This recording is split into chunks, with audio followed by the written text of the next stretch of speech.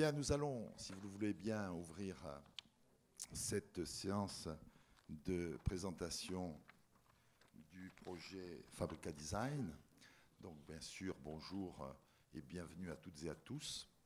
Donc, nous sommes là, comme je le disais à l'instant, pour inaugurer une nouvelle manifestation importante à divers égards, je vais le préciser, de l'action de la Fondation universitaire, présidée par Madame Francine de Michel et dirigée par Vanina Bernard-Léoni. Alors, il s'agit donc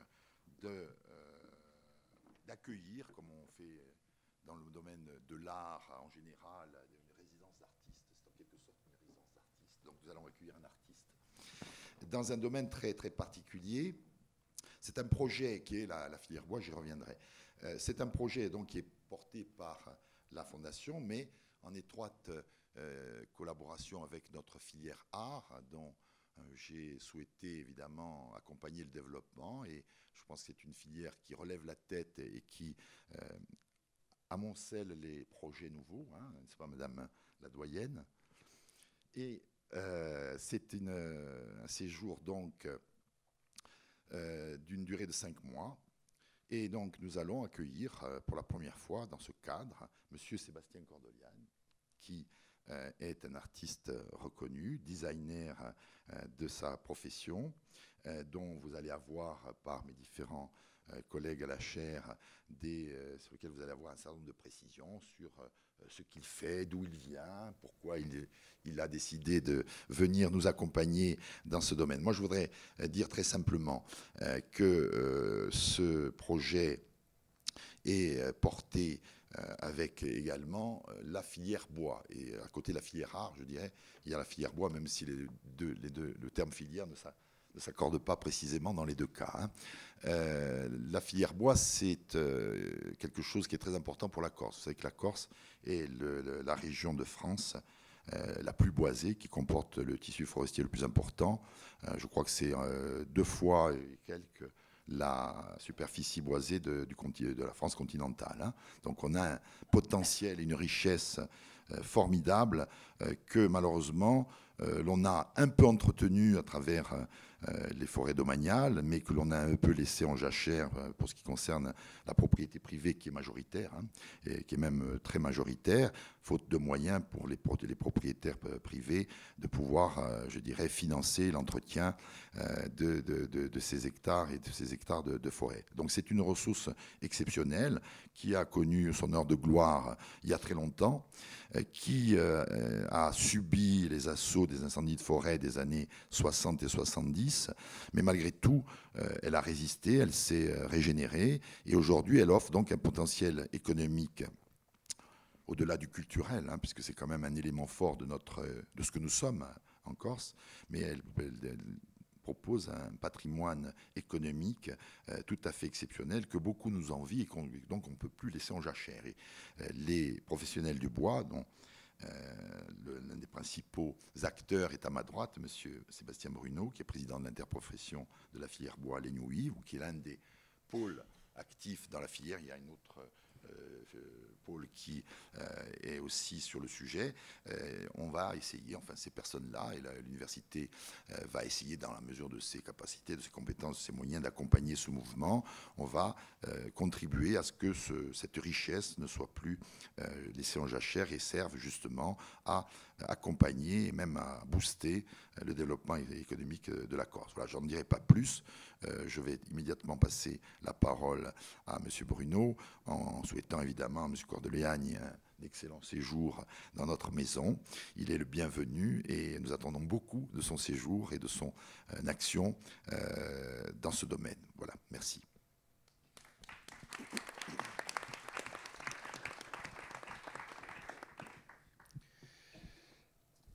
Eh bien, merci pour cette présentation, notamment de notre forêt, de notre filière bois.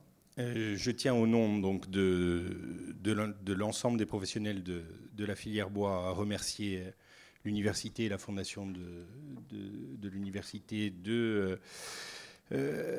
d'avoir eu l'initiative de lancer ce projet de fabrique de design, parce que c'est quelque chose qui pour nous est très important. Comme vous avez pu le remarquer d'ailleurs dans la presse il y a quelques temps encore, il y a quelques jours, la filière bois en Corse est en difficulté.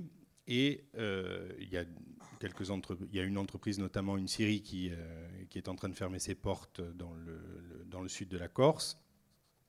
Et donc, ça renforce d'autant plus la nécessité du travail que nous menons et du partenariat aussi que nous avons établi avec l'université pour pouvoir réinterroger nos pratiques et l'utilisation des ressources locales que nous souhaitons développer avec la filière bois. C'est pourquoi ce travail sur le design est très important pour nous, parce que c'est une porte d'entrée vers des valeurs ajoutées très importantes pour notre matériau.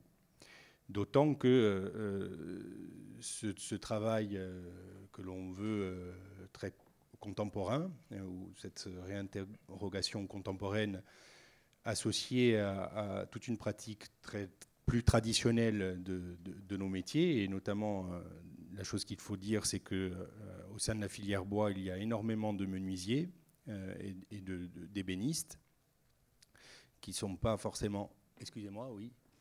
Ah, pardon. C'est les caméras derrière.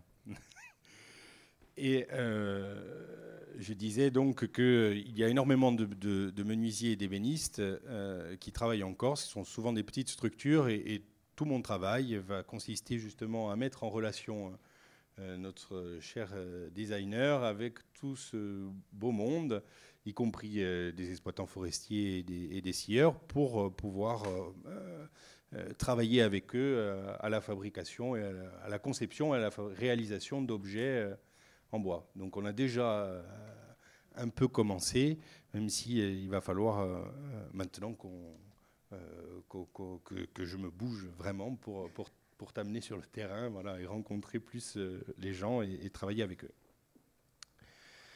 Donc tout ce travail est vraiment un symbole qui est très fort et un travail qui pour nous est très concret, voilà, et c'est vraiment un travail de terrain qui est pour nous très, très important, et qui montre aussi que même si on a des idées un peu toutes faites parfois sur l'université, qui n'est pas en lien avec les entreprises ou avec son territoire, en Corse en tout cas, et je tiens à le dire, en profiter pour le dire ici, ce n'est pas le cas, et même nos collègues des autres interprofessions régionales françaises envient très largement toutes les relations que nous entretenons avec l'université, parce que ailleurs en France, ça a beaucoup de difficultés à pouvoir se faire comme ça peut se faire ici. Donc, pour terminer, je voudrais juste dire que c'est une véritable vitrine, ce travail que l'on va mener tous ensemble pour le bois, pour les entreprises aussi de la filière bois en Corse, et plus largement aussi pour la Corse, comme je vous le faisais remarquer il y a quelques secondes. Et donc nous souhaitons que ça se passe bien, et nous allons travailler activement pour t'aider dans ce travail. Je vous remercie. Je passe la parole à Vanina, qui va nous expliquer un peu mieux les choses.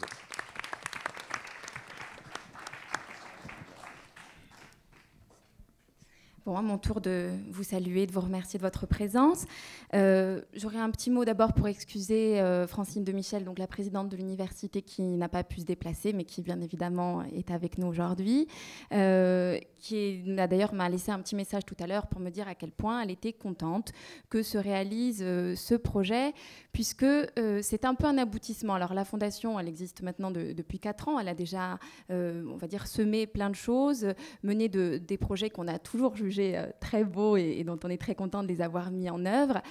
Celui-là va peut-être encore un petit peu plus loin sur la vocation vraiment très resserrée de la Fondation, en ce qu'elle doit peut-être contribuer vraiment à une production. Alors évidemment, la production intellectuelle, c'est le rôle de l'université, donc on s'emploie à l'accompagner. Mais là, l'idée, c'est d'aller plus loin et de passer peut-être de la phase de conception, donc la phase intellectuelle, à une dimension concrète, matérielle, voire industrialisable et économique. Ce sont des grands mots, mais c'est vrai que c'est un peu l'équation qui rentre dans le projet Fabrica Design et qui fait que nous en sommes si contents.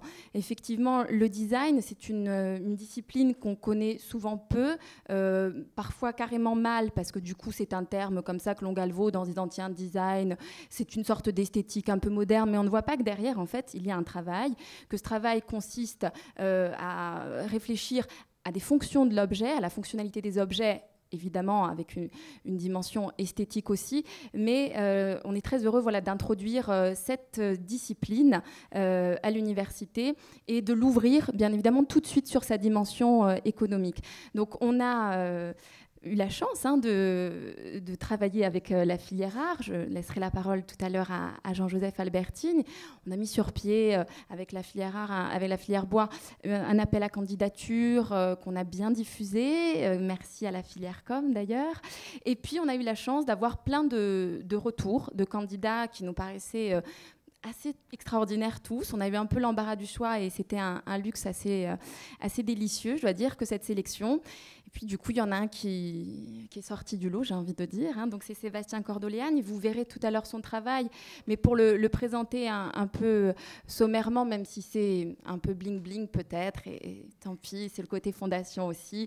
Juste des petits titres de gloire comme ça pour vous dire, quand on a reçu ce type de projet, ce type de candidature, on était très contents puisque c'est quand même quelqu'un qui a été pensionnaire à la Villa Kujoyama, qui a reçu un prix chez Hermès, un prix Audi Talents Award. Donc voilà, c'est un très jeune designer encore, mais déjà bien aguerri, déjà bien distingué. Et c'est donc pour nous une joie toute particulière de voir ce projet Fabrica Design inauguré de telle façon.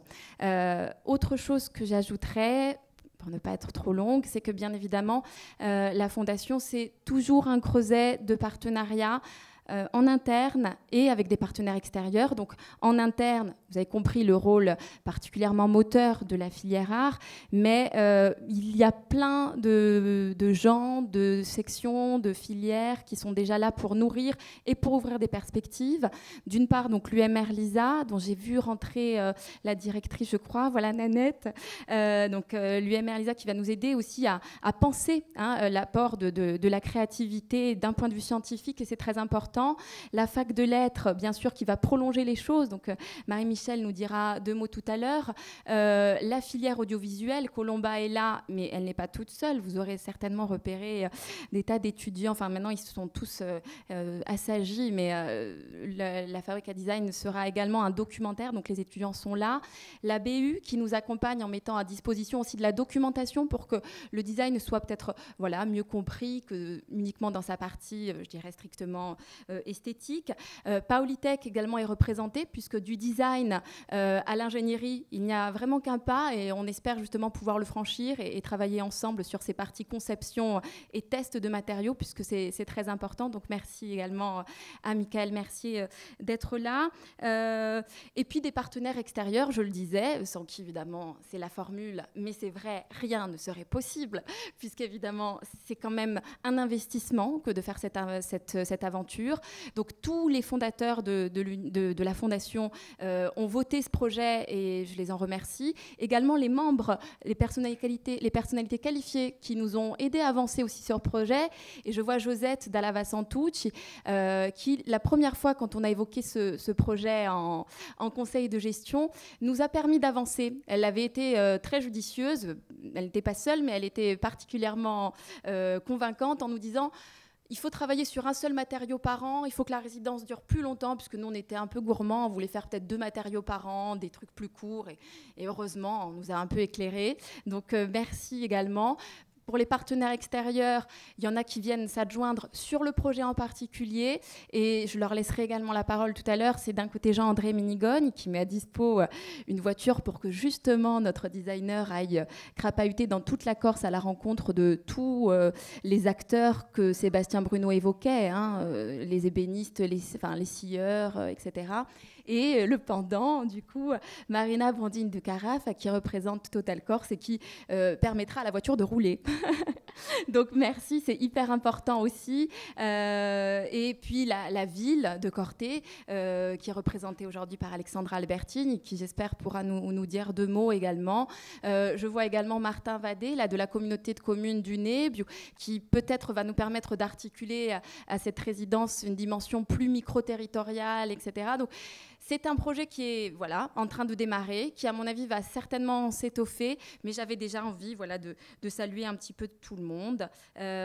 Puis j'en dis pas plus, de toute façon je pense que je reprendrai le micro peut-être pour faire du lien. Donc, je laisse la parole à Jean-Joseph Albertine. Merci Vanina.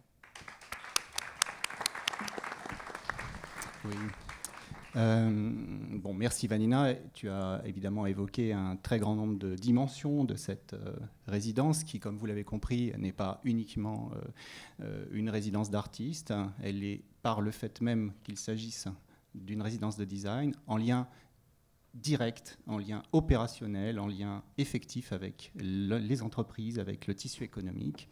Et c'est évidemment dans ce sens que nous avons créé la Fabrica Design.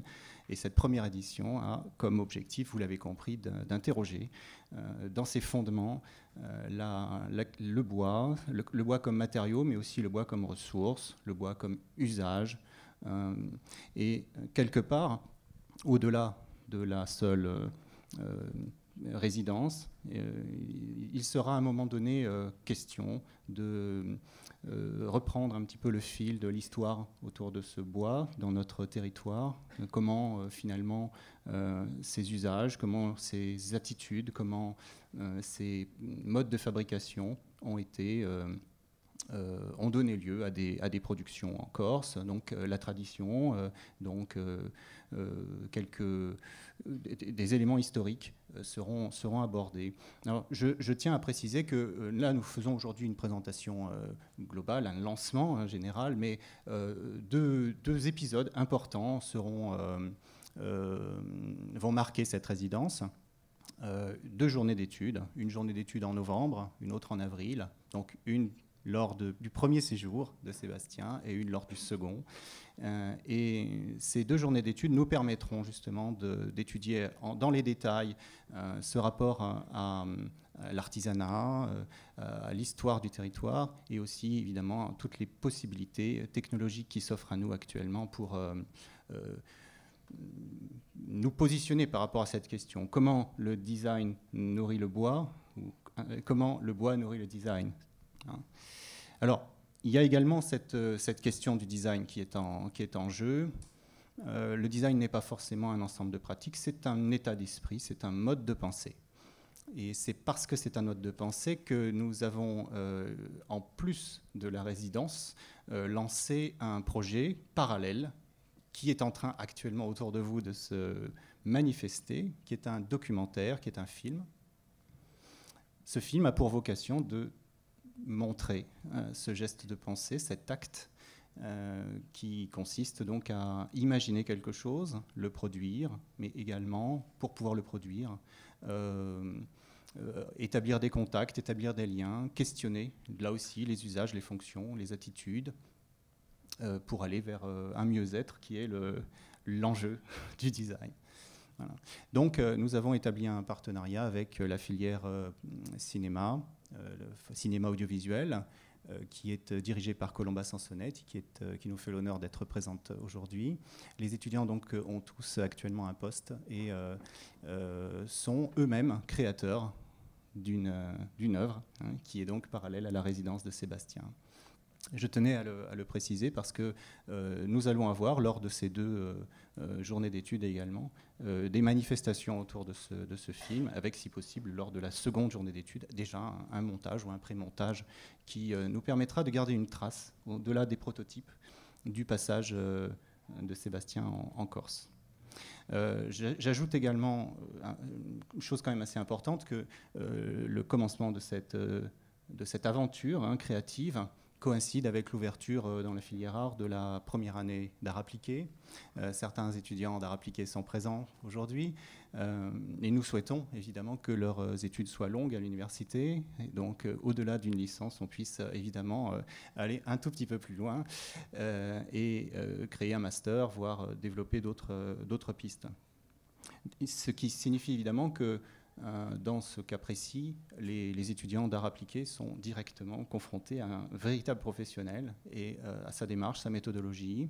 Cette méthodologie, bien sûr, est un enjeu d'apprentissage. Donc je souhaite évidemment à tous les étudiants présents qu'ils tirent le plus grand bénéfice de cette résidence.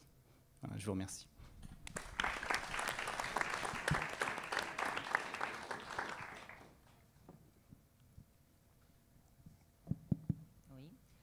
Donc, merci à tous effectivement d'être là. Il y a eu beaucoup de remerciements, donc je ne peux que les reprendre et féliciter au nom de la Flash ce genre d'initiative, ce maillage de différents acteurs, puisque là on a eu plusieurs acteurs qui se sont présentés, et surtout, je dirais, ce maillage réussi entre la pédagogie et la recherche, puisque nous, c'est au niveau de la Flash, c'est ce qui nous importe aussi. Donc, je pense qu'on encouragera, même si je prends le projet, je dirais, en cours, il n'empêche que, bien entendu, on encouragera au maximum ce genre d'initiative et que c'est effectivement, je pense, comme vient de le dire Jean-Joseph, une véritable plus-value, à la fois pour la filière arts plastiques et arts appliqués, puisque ce sont les deux parcours, je dirais, qui sont directement concernés, une véritable plus-value pour ces étudiants, et pour effectivement réfléchir à la poursuite, comme tu le disais, d'un cursus qui irait dans ce sens-là. Donc moi, je n'ai pas grand-chose excepté vous dire que félicitations, merci, parce que c'est quand même aussi un projet qui est porté par des enseignants de la Flash, entre autres, et par une filière. Donc merci, en espérant qu'il y en ait d'autres, voilà, et que ça continue à se développer, mais bon... on sera toujours présent. Voilà, je vous remercie.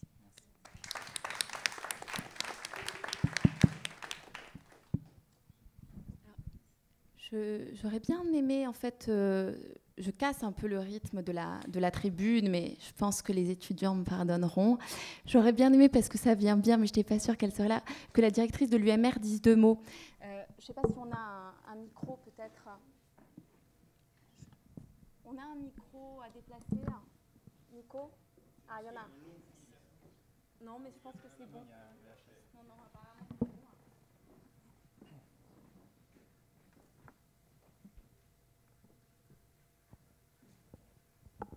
Oui, bonjour à tous, et puis excusez mon retard lié à des réunions parallèles. Il y a beaucoup de choses à l'université en même temps, donc ce qui est un très bon signe. Donc je suis ravie effectivement du lancement de cette opération.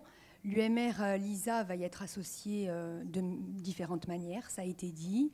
Alors d'abord parce que nous sommes extrêmement convaincus de la nécessité de mettre en place une économie créative en Corse. Voilà, on ne peut pas être uniquement dans une logique spéculative telle qu'on l'a connue au cours des années 2000.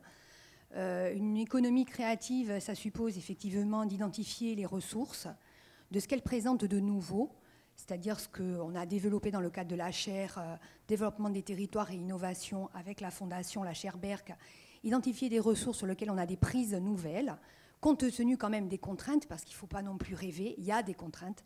Il y a des contraintes d'ordre technique, des contraintes d'ordre du marché du travail. C'est une difficulté. Il y a des contraintes d'ordre financier, tout simplement. Il ne faut pas se leurrer aussi, pour arriver de l'idée jusqu'au produit sur le marché. Et c'est au regard de la nécessité de gérer ces ressources compte tenu des contraintes, eh bien, que nous arriverons à identifier des sources d'innovation nouvelles, potentielles.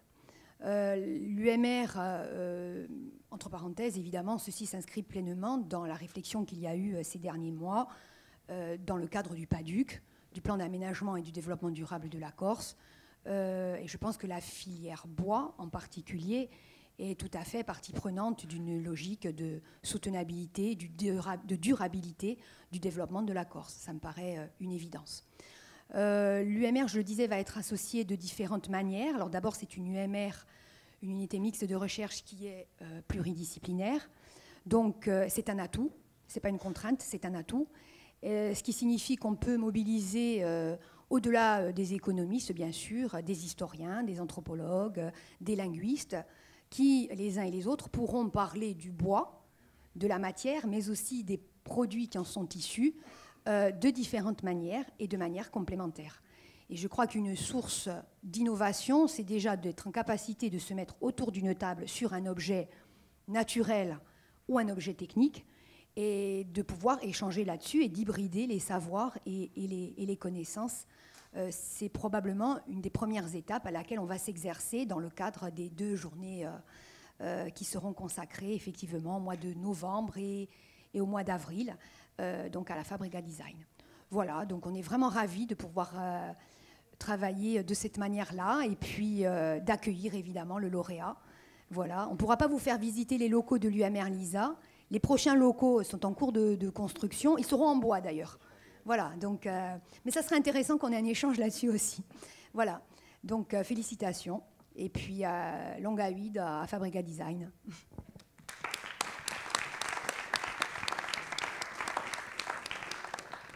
Bon, la tentation est grande de donner un peu la parole à tout le monde, parce que vous avez vu, il y a plein de gens qui participent en même temps. Je pense qu'on a tous envie de voir plein d'images de ce que Sébastien Cordoleani a déjà réalisé. Je ne résiste pas, parce que je suis là. Colomba, tu dis 2 mots quand même. Je veux bien. Je m'associe évidemment à ce très beau projet qui va produire finalement... Nanette, tu disais une production créative, et finalement il y a une sorte de production créative d'abord majeure, qui est évidemment celle que Sébastien va produire, et puis il y a par effet en quelque sorte un petit peu par effet de désir aussi, une seconde création qui va être celle d'un film finalement, dont on espère que à la fois il va satisfaire la commande, parce que c'est une commande, ce film, mais la commande c'est très jouissif, de toute façon. Voilà, moi je transforme toujours la commande en quelque chose de très jouissif, donc il y a finalement assez peu de contraintes dans la commande, contrairement à ce qu'on pourrait croire, et il y a plutôt beaucoup d'ouverture dans la commande, et finalement c'est ce qu'on est en train d'essayer de travailler avec les étudiants de la licence, puisque c'est la licence professionnelle technique et activité de l'image et du son qui va avoir en charge ce projet avec les étudiants L2 d'art plastique, en l'occurrence, sur ce projet-là. Voilà. Et puis, comme quoi ça fait un peu pétiller le cerveau, ce type de projet, parce qu'en parlant de ce projet, on a eu l'idée d'un second projet. Et comme quoi, non, mais c'est pas anodin. C'est-à-dire que tout à coup, en faisant émerger ce projet-là, avec Jean-Joseph, on a eu une discussion et on s'est dit, comme on va être amené à parler de gestes à un moment ou à un autre, le geste sur le bois, le geste du designer, le geste, voilà. On s'est dit, allons-y, on se lance dans un autre projet en parallèle, avec les mêmes étudiants, parce que c'est pas mal, ils vont nourrir comme ça leurs réflexions, et on se lance sur un projet qui est celui de commencer à faire les petits films des filières de l'université avec un point en quelque sorte d'accroche qui est celui du geste. Comment représenter tout ce que nous transmettons aux étudiants dans ce qui va être leur métier futur par le geste ou par les gestes. Geste à prendre, geste qu'on a mis évidemment au pluriel, ne serait-ce que pour interroger et pour avoir le temps, nous aussi, de nous interroger sur cette question. Voilà. Donc en fait, il y a 2 projets en parallèle grâce à ce beau projet. Voilà.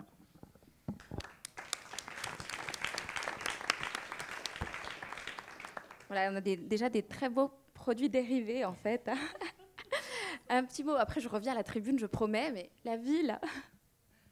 Bonjour à tous. Donc, c'est l'occasion de souhaiter la bienvenue officiellement pour la mairie de Corté à Sébastien. On est très heureux de l'accueillir. C'est même un honneur, hein. Vous avez compris que c'est un jeune homme très talentueux, primé plusieurs fois. Et tout à l'heure, Vanina, tu citais les villes. Et nous serons heureux dans quelques années d'entendre dire qu'il a fait une résidence artiste à Corté. Et nous ferons tout pour qu'elle se passe au mieux. Hein, nous pourrons travailler avec lui. Vous nous ferez part de vos besoins et ce qu'on pourra faire ensemble. Et je suis particulièrement ravie en tant qu'adjointe à la culture et au patrimoine parce que ce travail qui va joindre des aspects économiques à des aspects esthétiques nous rappelle aussi que le patrimoine, c'est la nature. Et la nature ici va se mailler particulièrement bien avec la culture. Voilà, je vous remercie.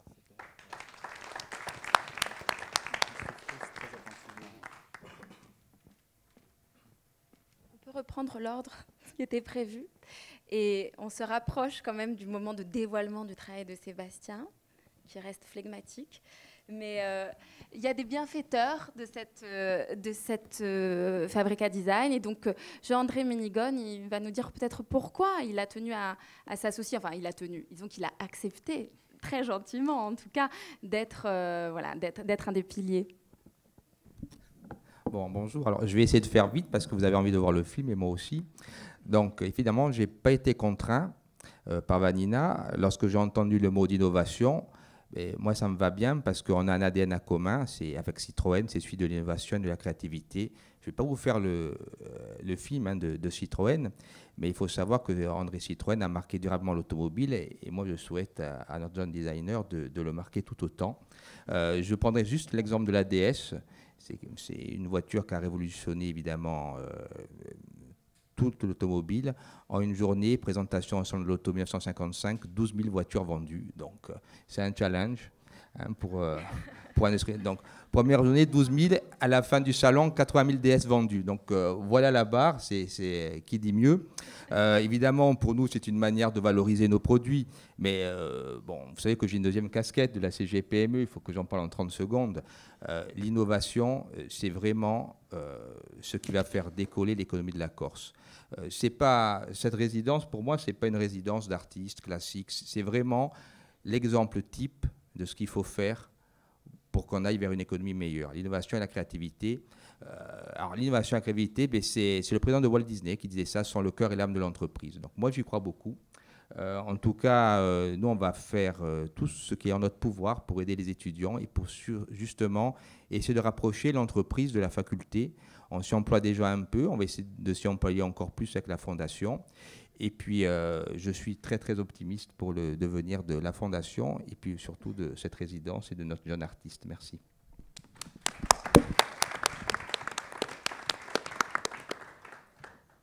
And to conclude, Marina. Voilà, une partie compliquée. On a terminé toutes ces belles interventions. Alors moi, juste, je voudrais dire, quand Vanina nous a appelés pour savoir si on voulait soutenir ce projet, on a dit oui tout de suite. Et on a dit oui pour 3 grandes raisons. La première, par conviction, parce qu'on pense qu'une société qui crée, qui innove, qui invente en s'appuyant sur son patrimoine, c'est une société qui avance dans le bon sens. Donc nous sommes en accord avec toutes ces valeurs-là. Le deuxième point, c'est... Excusez-moi, du coup, j'étais tellement dans le premier message qui était important que... Voilà, le deuxième point, c'est aussi parce que pour nous, c'est la première fois que l'on va soutenir un projet de la Fondation et c'est quelque chose qui est important. Ça fait partie du rôle des entreprises locales, hein, de soutenir les actions qui se passent à l'université. Donc, il y a une réelle volonté pour nous de commencer quelque chose. Et on est très contente de commencer avec ce beau projet-là. Et le dernier point que je voulais mentionner aujourd'hui et qui est plus concret, c'est que c'est un plaisir pour nous d'apporter à ce designer talentueux l'énergie pour aller à la rencontre des territoires et des gens et des artisans. Donc voilà, bon parcours créatif et bonne création.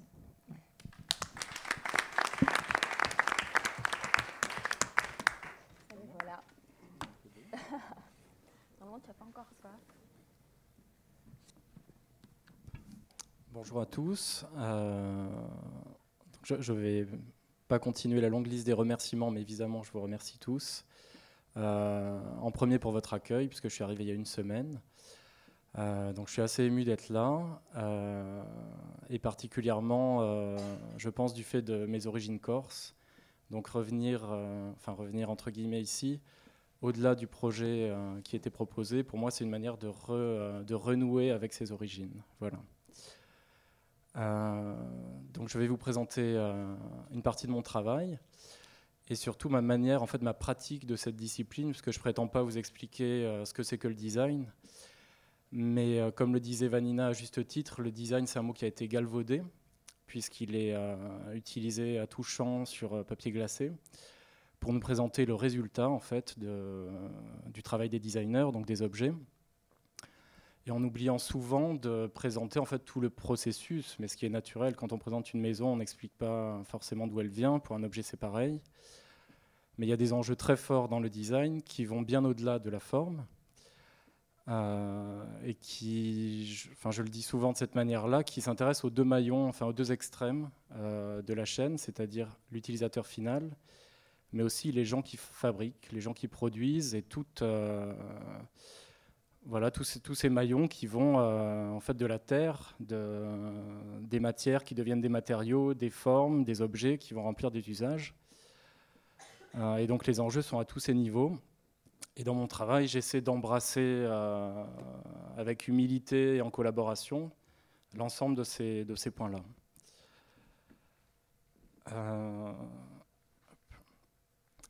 Donc pour me présenter, donc Sébastien Cordoleani, je suis designer, ça fait 10 ans que je suis diplômé, donc 10 ans que je travaille. Et ma pratique du design se divise en 3 champs. Un champ qui est le champ le plus traditionnel, qui est la réponse à des commandes, et des propositions à des éditeurs, qui correspond à peu près au même système que les écrivains qui envoient des livres aux éditeurs. Et un travail de recherche que je mène depuis 2006 sur les matériaux et leur potentiel. Donc un travail qui s'appelle Matière à penser, que j'y reviendrai un peu plus tard. Donc je vais vous présenter une sélection de projets, à commencer par Ricard. Donc il y a un client que j'avais envie d'approcher au tout début de mon travail, puisqu'en fait je suis originaire d'Aix-en-Provence, en plus d'être d'origine corse. Et donc Ricard c'est à Marseille, donc ça me faisait rêver de travailler avec cette entreprise qui en plus a toujours eu une attention particulière à la création.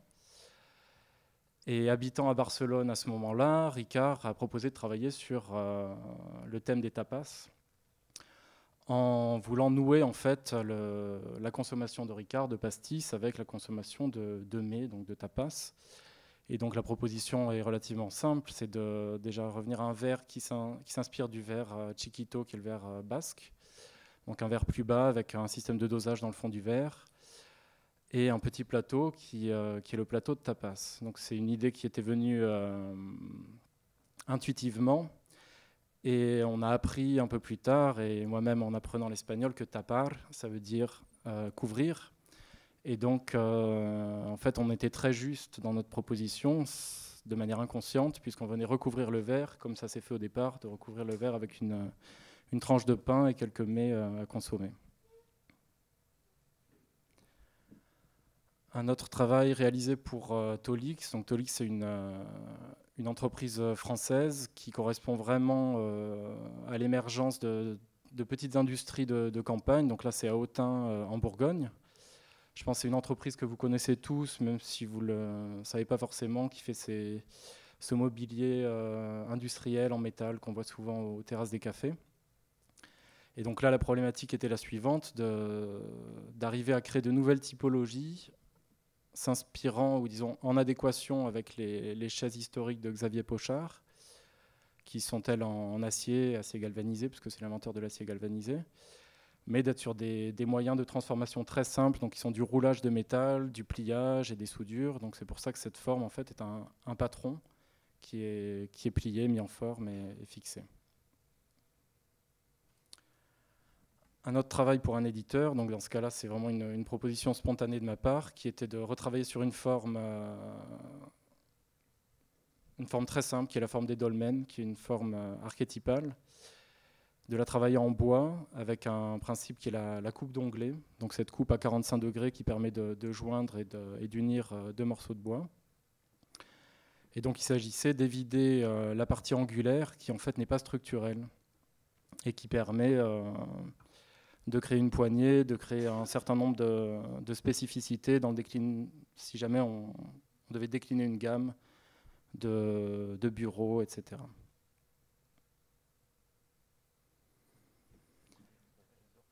Ici, c'est un travail sur un aquarium, qui était un travail personnel que j'ai pu réaliser en travaillant pour une exposition qui s'appelait 10 designers, 10 artisans. Donc, c'était une exposition très intéressante qui visait à...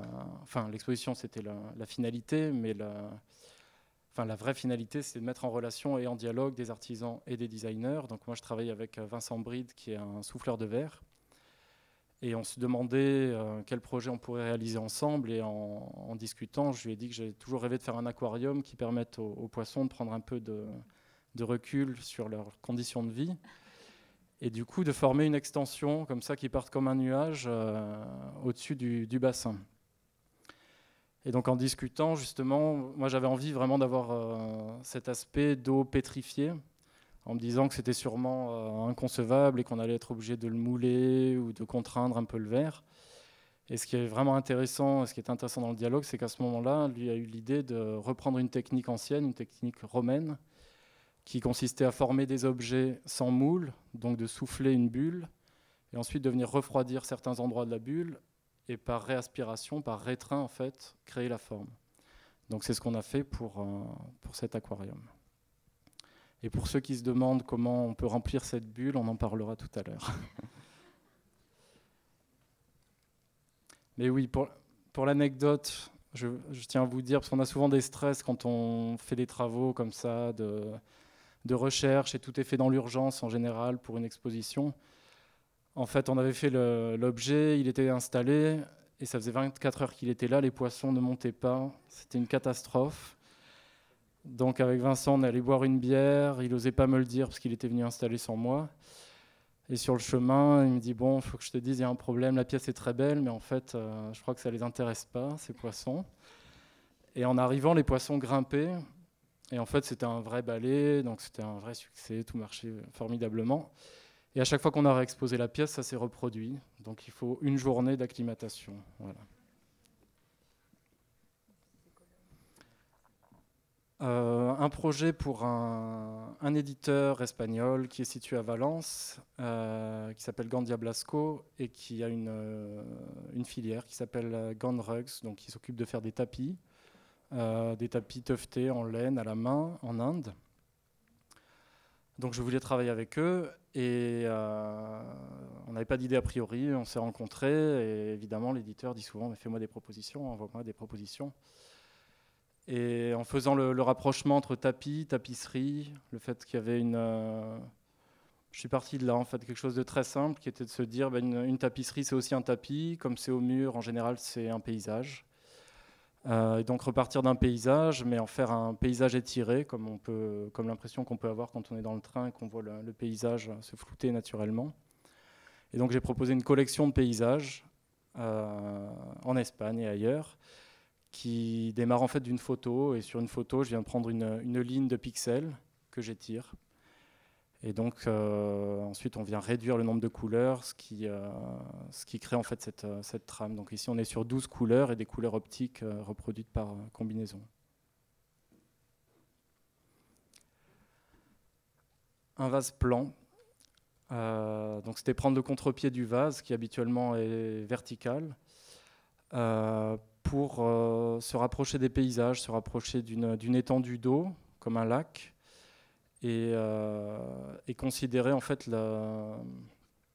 l'aspect spectaculaire, étonnant que ça peut avoir de former ce qu'on peut appeler de manière un peu péjorative une flaque, puisque c'est ça.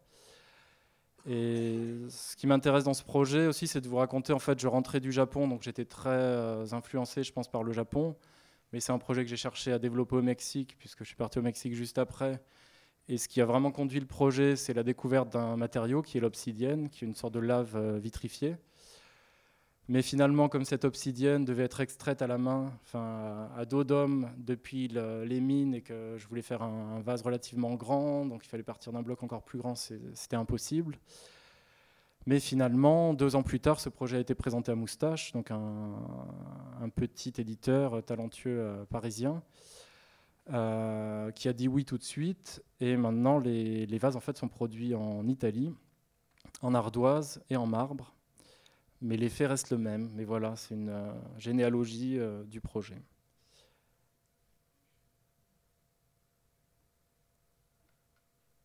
Et ensuite, on l'a produit également en grès, donc en céramique. Toujours le même éditeur, toujours une proposition. Sur la base d'un miroir, je m'aperçois que le miroir a un peu le même statut que le tableau. Donc souvent, autour d'un miroir, il y a un cadre. Et ce qui est intéressant, c'est qu'un miroir, ça peut être apposé ou appliqué au mur. Et donc en reprenant la typologie de ce cadre, 2 pans pliés qui permettent de poser le miroir en format paysage ou en format portrait.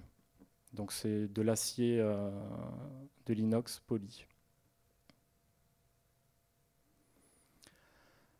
Donc ici, on est dans la résidence à la Villa Kujoyama en 2008. Et la villa bénéficie d'un cadre spectaculaire puisqu'on surplombe, j'allais dire la baie de Kyoto, parce que c'est quasiment ça, mais c'est la plaine de Kyoto. Donc on voit toute la ville.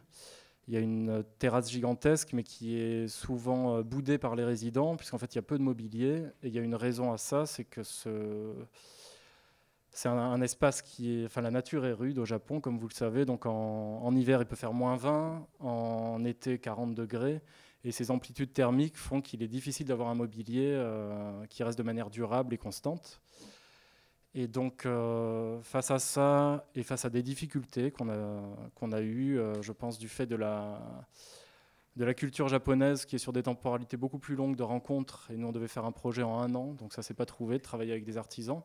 On a décidé de faire de l'autoproduction pour ces mobiliers et de travailler dans un esprit... bon, je ne réduirai sûrement pas la culture japonaise à ça, mais c'est un aspect qui nous avait vraiment marqué. Donc, je travaillais en duo avec Franck Fontana. C'est qu'au Japon, une partie des temples n'est pas... Enfin, ils ont un rapport déjà au patrimoine qui est moins dans la conservation que dans la restauration ou dans la reproduction. Et une partie des temples, au lieu d'être conservés, peut être tout simplement... enfin, on a un temple qui va être détruit et reproduit à l'identique sur une dalle en face. Et la transmission du patrimoine se fait de cette manière-là. Il y a un bois particulier qui s'appelle le suji, donc qui est du cèdre japonais, qui est imputrescible. Donc on a décidé de travailler avec cette essence-là et de partir du principe qu'on allait produire les meubles nous-mêmes et que les futurs résidents pourraient les réparer, les reproduire. Et donc on fournissait surtout des plans, un peu comme avait pu le faire Enzo Mari dans les années 70, pour faire perdurer ce mobilier.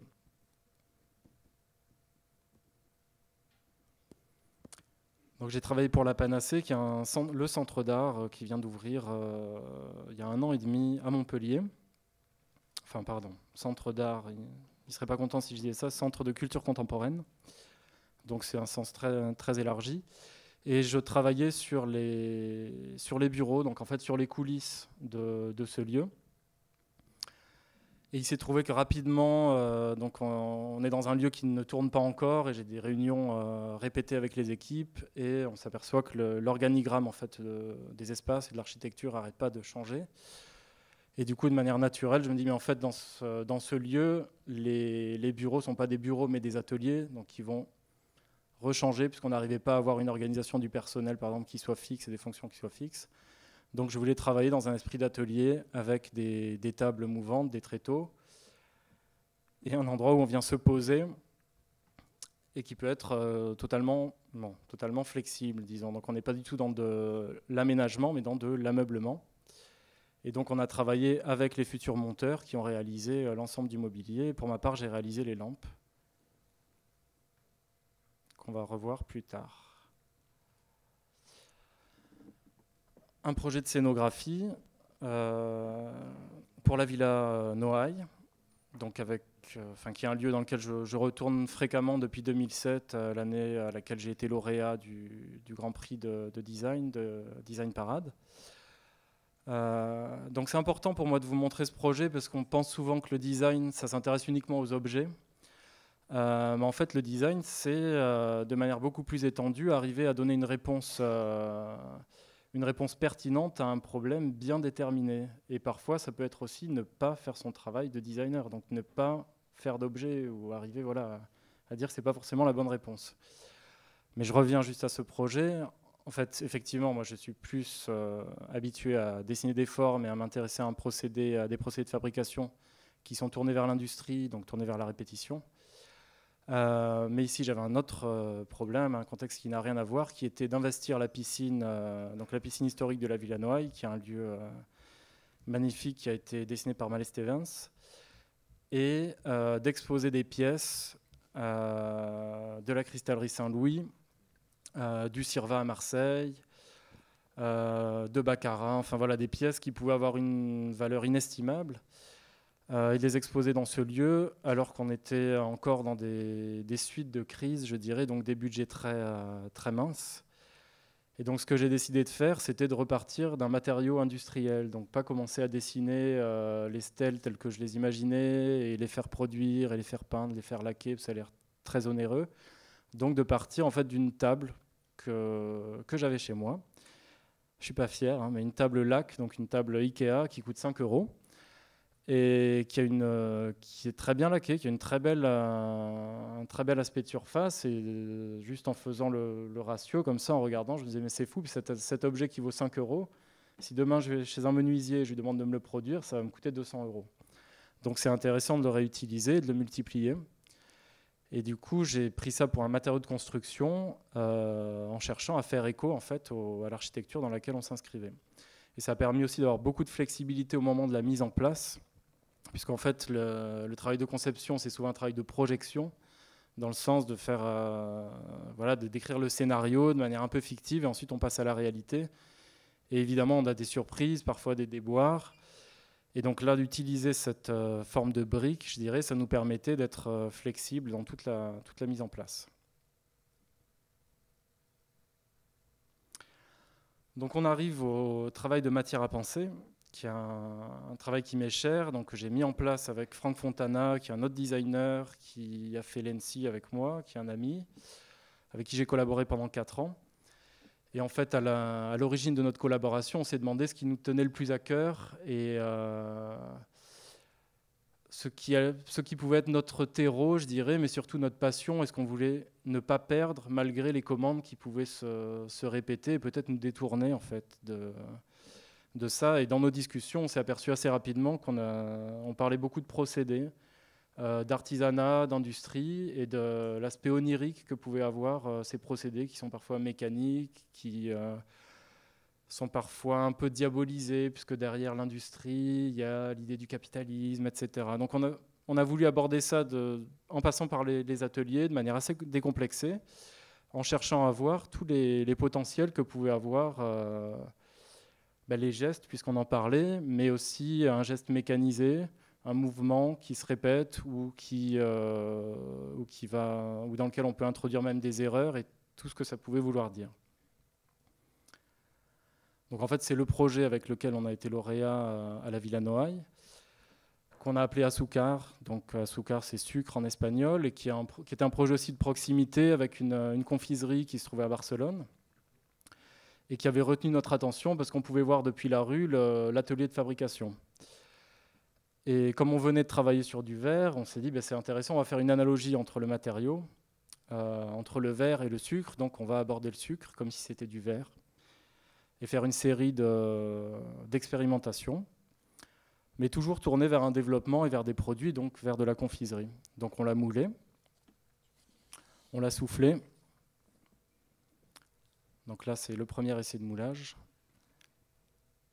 On l'a coulé, en le coulant sur une texture et en réutilisant aussi la palette avec une petite forme en négatif.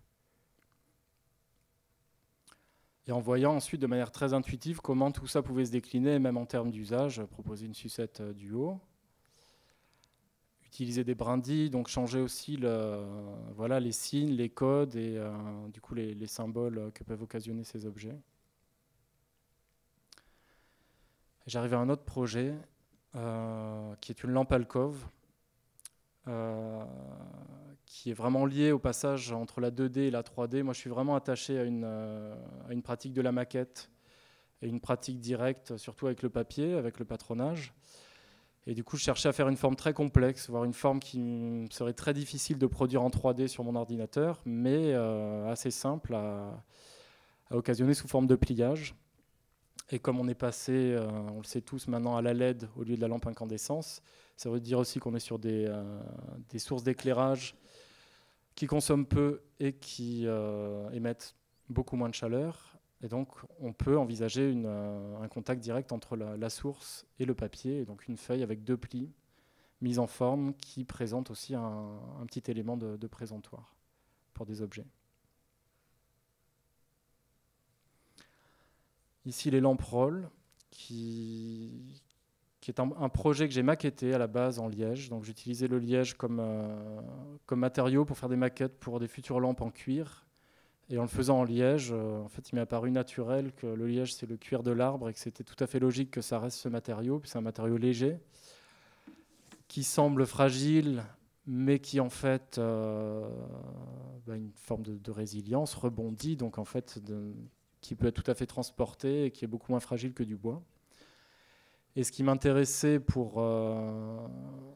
c'était de travailler sur des formes qui ont l'air d'être des formes tournées, donc des formes de révolution, parce qu'on fait tout le temps des formes de révolution, on les dessine sans plus savoir pourquoi, mais c'est parce que c'est des formes liées au tour à la base et surtout liées à la terre, et par extension qui deviennent des formes liées au tour à bois. Mais quand on tourne en bois, on a énormément de déchets, puisqu'en fait toute la matière qu'on retire se retrouve en copeaux. Et là, j'étais intéressé de voir que l'industrie du liège propose déjà du liège en rouleau. Et donc, avec une bobine, il suffit de la pousser. Je pense qu'on l'a tous fait sur un rouleau de scotch ou sur une cible de fléchette. Quand on pousse des rouleaux, on peut créer du volume. Et donc, j'ai travaillé sur le même principe en collant le liège et en faisant une série limitée de ces lampes.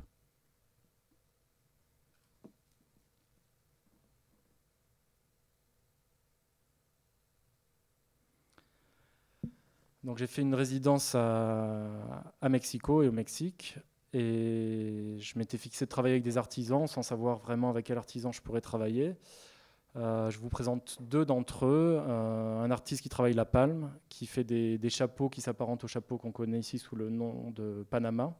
Donc les Panamas sont fabriqués en Équateur et ont ce nom parce qu'ils servaient les ouvriers qui travaillent pour le canal de Panama.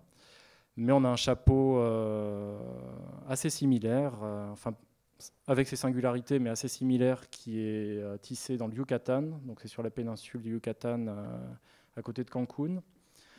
Dans un lieu qui m'a intéressé d'abord, puisque la technique vient directement des possibilités du lieu, c'est-à-dire que c'est un lieu avec des sortes de grottes naturelles, avec une hydrométrie constante, qui permet en fait, après le séchage de la palme, de la passer dans la grotte, d'avoir cette hygrométrie qui permet de redonner à la palme sa flexibilité et la possibilité de le tisser. Et donc en observant ces chapeaux et en les passant à la lumière, quand on a des chapeaux vraiment de très bonne qualité, c'est-à-dire avec la palme la plus fine, la plus blanche, la plus jeune, la palme est diaphane. Et je trouvais intéressant de juste pouvoir avoir une forme de radiographie du travail de tissage de l'artisan, de cette manière-là. Alors j'ai dessiné plein de formes assez ambitieuses, et au final, je me suis dit que le plus intéressant et le plus pertinent, c'est de faire des formes très simples, sur lesquelles en fait, le tissage vient accompagner et souligner les endroits de changement de direction de la forme. Et donc c'est une série de lampes qui s'appelle JP, c'est le nom du petit palmier.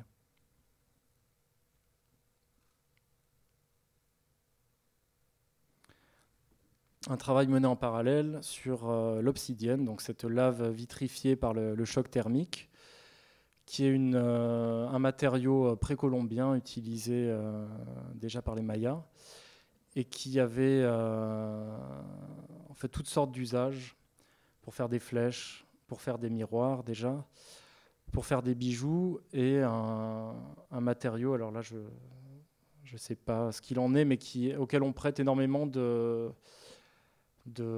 pouvoir, une forme de matériau chargé de magie. et qui est un matériau qui peut se trouver sous différentes formes et qui souvent est utilisé noir. Et ce que je trouvais intéressant, justement, en rentrant du Japon, qui est le pays de la laque, où on a des noirs très profonds ou des couleurs très profondes dans lesquelles on peut se perdre dans le reflet, c'était de voir qu'en polissant ce même matériau, on pouvait donner l'impression d'une laque. Et donc j'ai travaillé entre autres sur une série de boîtes qui travaillent sur un contraste à la fois avec la surface, puisque souvent les blocs d'obsidienne sont assez petits et il y a une surface. En surface, souvent des matériaux sont renvoyés naturellement. Donc on a des reflets métalliques, etc. et même l'aspect de la lave. Donc j'ai travaillé là-dessus, sur le contraste brillant et brut.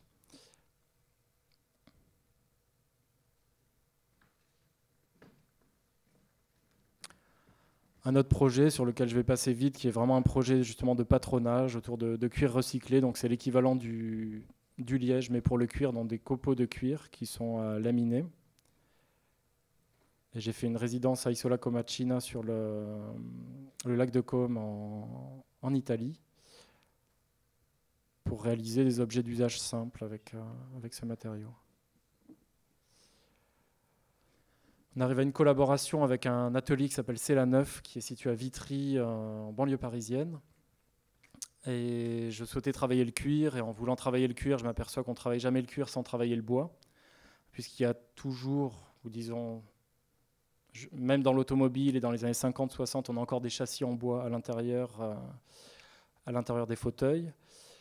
Et du coup, je voulais rendre lisible cette part de la menuiserie dans le travail de la sellerie. Et donc ici, je retravaille ce même assemblage qu'on a vu sur le tabouret Dolmen, donc un assemblage en coupe d'onglet, qui nous permet aussi de relever des défis, qui est notamment de venir tendre le cuir sur des mousses de densité différentes, donc qui permettent d'avoir beaucoup de tenue pour résister au cuir, mais d'offrir un certain confort.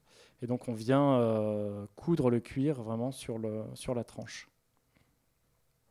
Donc ici des photos d'atelier. Et un autre projet qui est le fauteuil Strat, pour lequel ici j'ai vraiment voulu travailler sur une forme qui semble justement issue de moulage. Disons qui offre un confort aussi complexe que pourrait l'offrir une coque en plastique, mais en partant de deux feuilles de cuir qui sont contrecollées l'une contre l'autre et que l'on vient amener et enrouler autour d'un squelette qui est un squelette en chêne. Et on vient coudre directement le cuir sur le bois. Donc voilà, c'était une manière de marier les deux savoirs et de faire travailler ces deux artisans qui travaillent déjà ensemble depuis plusieurs années. Et nous voilà en Corse. Donc en fait, pour faire le lien, je pense qu'il se fait naturellement, puisqu'on voit qu'en fait la plupart des projets que j'ai menés avec Matière à penser, avec les matériaux, sont toujours liés à des histoires beaucoup plus spécifiques, et même des histoires anecdotiques, des histoires de personnes et de rencontres. Mais ici, disons, on est en juillet 2014, et donc je découvre l'appel à projet de Fabrica Design, qui était assez large, qui était très large en termes d'essence et de possibilités techniques, mais qui sous-entendait a priori la production d'un objet. Et j'étais un peu dérouté au départ par cette demande. Et en fait, j'ai vu rapidement que l'objet, c'était pas de faire un objet, mais l'objet, c'était de faire un programme de recherche, un petit programme de recherche, pour arriver à aborder ce projet qui est très ambitieux, qui est de questionner les notions de territoire, de filière, de bois traditionnels ou endémiques, comme le pin Lariccio. Et donc, au lieu de proposer une forme finale, donc j'ai fait une petite phrase. Le design investit la filière bois au travers de différentes postures de création pour revisiter le patrimoine technique et culturel afin d'apporter des propositions pertinentes dans un territoire singulier. Ça peut sembler une lapalissade, mais je pense que c'est bien de le rappeler. Puisqu'en fait, quand on fait du design, on est habitué à travailler vraiment sur des procédés que je dirais entre guillemets synthétiques, qui sont toujours liés à une idée de la matière qui est une idée constante. Le plastique, on ne sait pas d'où ça vient, comment c'est, mais on croit avoir à peu près toujours les mêmes plastiques, alors que déjà c'est des plastiques spécifiques. Mais disons, on est moins lié à la terre. Et quand on fait des études de design aussi, on a l'impression que tout ce qu'on dessine va pouvoir être produit partout de la même manière. Et en fait, on s'aperçoit que même dans la plasturgie, d'un atelier à l'autre, les machines changent et tout change. Et donc, je dirais encore plus avec des matériaux issus de la terre, et encore plus quand on est, et ça je pense vraiment que c'est une chance, dans une île, avec une filière qui parfois est décrite comme à développer ou qui se serait un petit peu retirée, disons, de la réalité. Alors, moi, je n'ai pas du tout une vision dramatique de ça. Je pense que c'est une chance de pouvoir prendre le temps de raisonner tout ça et de l'organiser. Et enfin, vraiment, cette notion de temps est importante. Et de ne pas se précipiter, et voilà, de voir, notamment avec le design, mais ce n'est pas la seule discipline en jeu, comment réunifier tout le monde et comment travailler ensemble.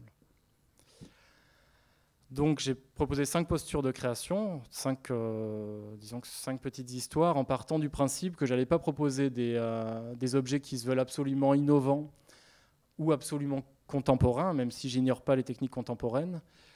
Mais ce qui faisait a priori, parce que j'étais pas encore en Corse, donc tout ça c'est des idées a priori, on est vraiment dans le projet et on va passer à la réalité. A priori, les arts populaires en Corse sont des arts assez simples, avec des assemblages visibles et j'appelle souvent ça des objets satisfaisants pour l'intelligence. C'est-à-dire on n'est pas dans des symboles ou dans un travail purement formel, mais on arrive à avoir une compréhension directe des objets et de leur usage, et c'est ce que je trouve intéressant.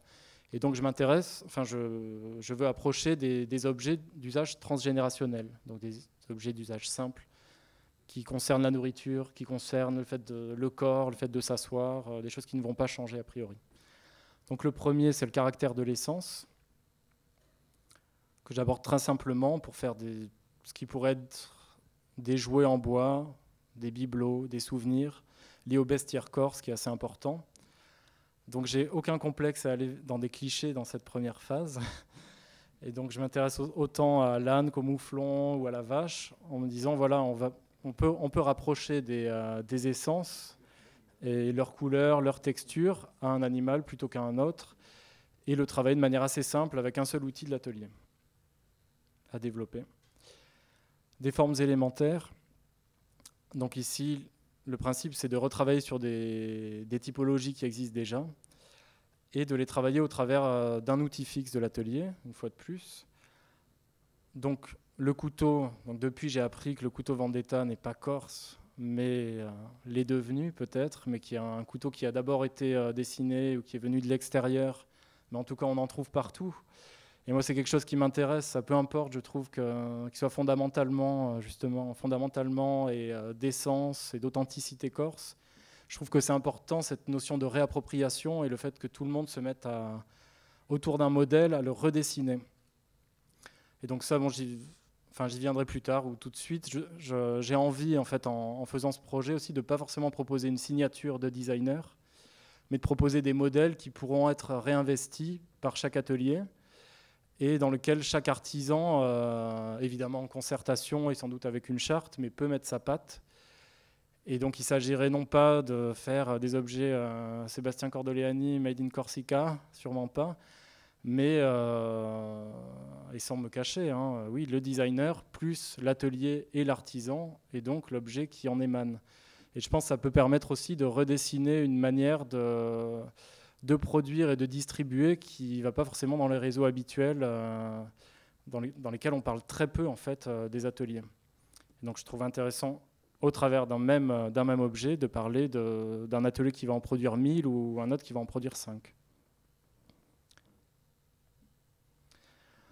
Ensuite, je voulais travailler sur l'association des essences entre elles, pour mettre en valeur les particularités de chacune. Mais je pars sur un exemple, enfin sur un travail assez simple de juxtaposition de 2 essences qui permettrait, dans une horloge, donc une fois de plus un usage immuable, à l'intersection de l'association de ces morceaux de bois, de ces planches, de venir marquer les heures, sans les numéroter.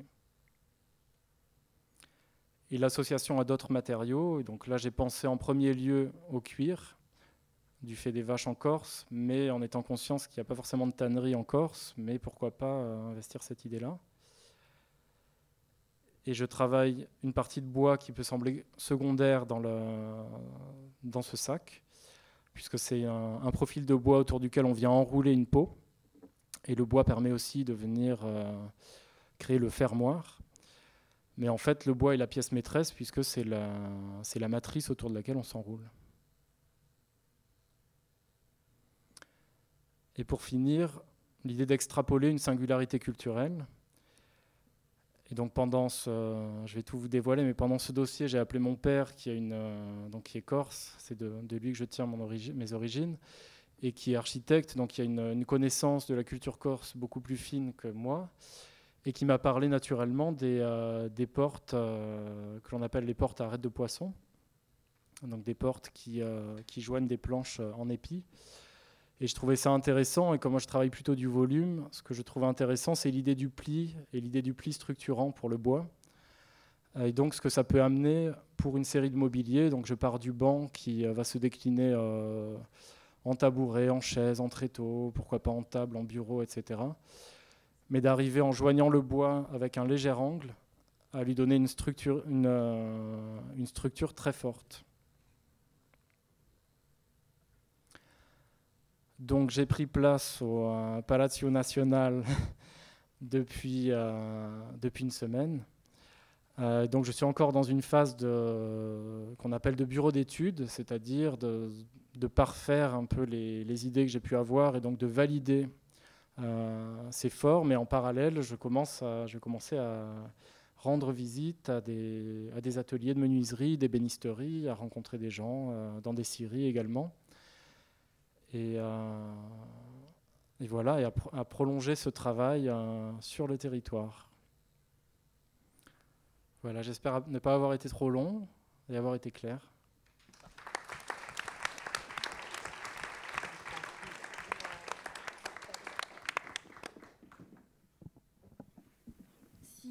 S'il y a des gens qui ont envie de réagir ou de poser des questions, je pense qu'on peut se prendre un petit temps, hein. Donc n'hésitez pas, il y a des micros volants. À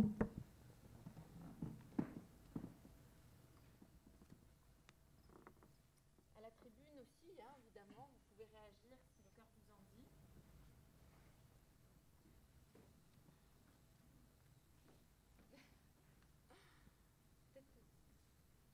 Tout a été évoqué, abordé.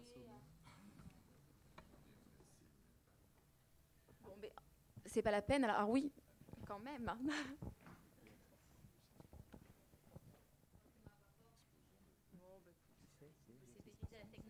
Oui, bonjour. En prenant un petit peu à la fin votre présentation, je me demandais si vous aviez déjà vu les sortes de paniers ou des cruches qui sont faites avec de l'amiante, qui ont des formes hyper simples et qui me faisaient penser à votre proposition, vos propositions. Non, j'ai pas vu ça. Je crois pas. C'est hyper intéressant. C'est la poterie avec amiante. Ça a des formes très souples, très. Il y en a au musée de la Corse, je pense. D'accord. Voilà. Merci. Et il y a aussi un travail sur les os d'animaux, les omoplates, qui avaient aussi une valeur un peu magique, puisque ça servait à faire de la divination. D'accord. À creuser. Oui, alors vous êtes évidemment tous les bienvenus pour vos suggestions directement à Sébastien. La remarque de Béatrice me permet juste de dire deux mots sur les services du patrimoine de la CTC qui vont effectivement nous prêter main forte, hein, lors de la journée d'études du 12 novembre que Nanette et Jean-Joseph ont déjà évoqué. Il y aura des présentations comme ça de pièces un petit peu emblématiques en bois, mais avec des associations. Et effectivement, l'idée, c'est d'approcher le plus possible Sébastien de ce qui constitue déjà le patrimoine pour que ça puisse nourrir sa phase de conception. Alors, après, voilà, juste, on peut évidemment avoir des questions ici. Ce que je voulais vous dire, c'est que ça peut se faire de façon plus informelle, en libérant un peu la tribune, etc. Hein, Nanette? Non, votre exposé me suggère une remarque du point de vue de l'histoire économique. C'est que d'abord, ce sont des matériaux, effectivement, qui ont été travaillés en Corse, bien évidemment. mais que dans l'histoire économique, comme on n'avait plus d'unité, on n'était plus une économie productive, tous ces matériaux sont partis en exportation ailleurs. Donc c'est la Sardaigne qui produit des bouchons avec notre liège. Voilà, c'est d'autres régions de France ou d'Italie, souvent, qui produisent des objets techniques avec notre bois, insuffisamment d'ailleurs. Que dans la balance commerciale de la Corse, que nous avons reconstituée au sein de l'UMR LISA, figure au titre du poste exportation, en volume, je dirais, en importance en volume, les peaux de bêtes, parce qu'il faut savoir qu'on exporte beaucoup de carcasses et de peaux de bêtes vers l'Italie, qui est retravaillée, encore évidemment du bois et évidemment le liège. Voilà. Donc c'est bien que nous reprenions en fait le cours de notre histoire économique aussi à travers ce projet qui est à la fois effectivement artistique, économique et très valorisant pour tout ce que nous pouvons produire en Corse. Voilà, merci.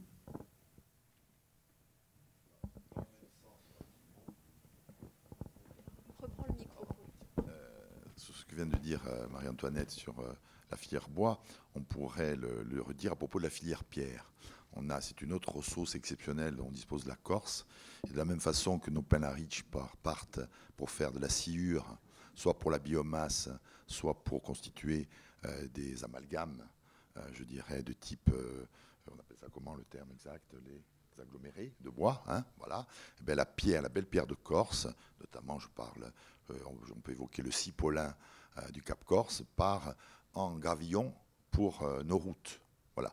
Donc c'est un symbole.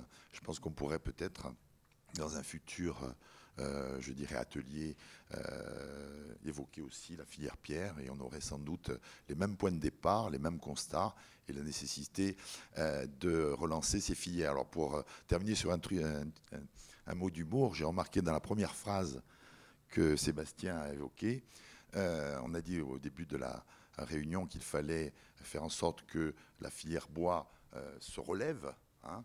Et bien grâce à Sébastien, elle va pouvoir s'envoler puisque filière, bois, il y a 2 ailes désormais dans filière. Merci.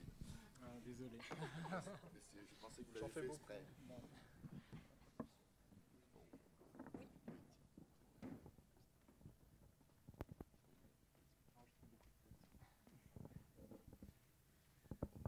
Oui, j'ai trouvé cet exposé extrêmement intéressant, et en particulier concernant le rapport très, on va dire, très physique que vous avez avec les lieux dans lesquels vous vous retrouvez, c'est-à-dire vraiment d'essayer de vous approprier les lieux, etc.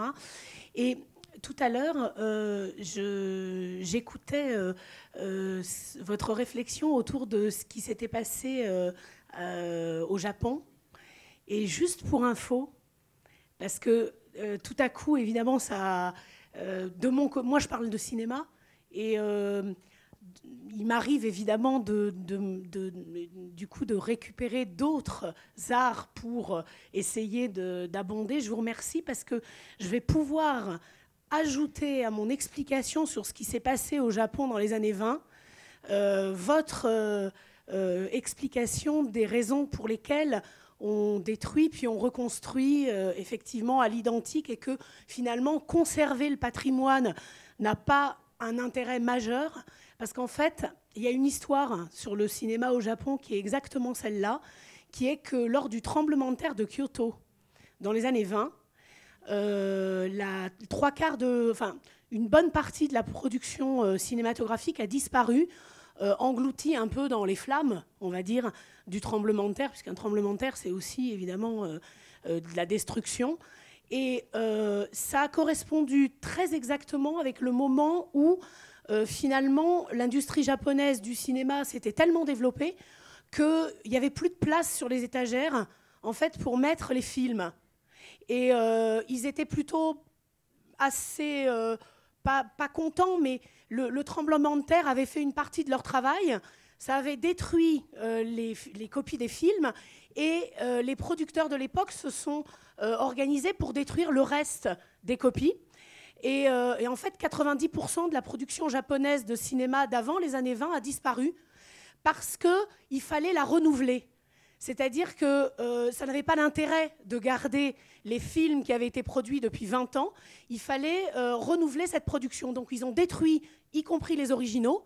Et donc on n'a plus la production japonaise d'avant les années 20. Enfin, on a 10%, 10 à 15% de la production pour refaire des films.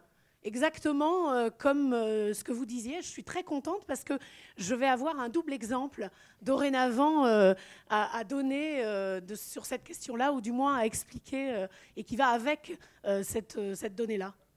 Voilà. Moi, je suis ravi d'apprendre cette histoire que je ne connaissais pas. Qui va avec ce que vous disiez. C'est la destruction créatrice, en fait. Bon... Je vois plus de doigts qui se lèvent, mais de toute façon, c'est juste le début, vous l'avez compris.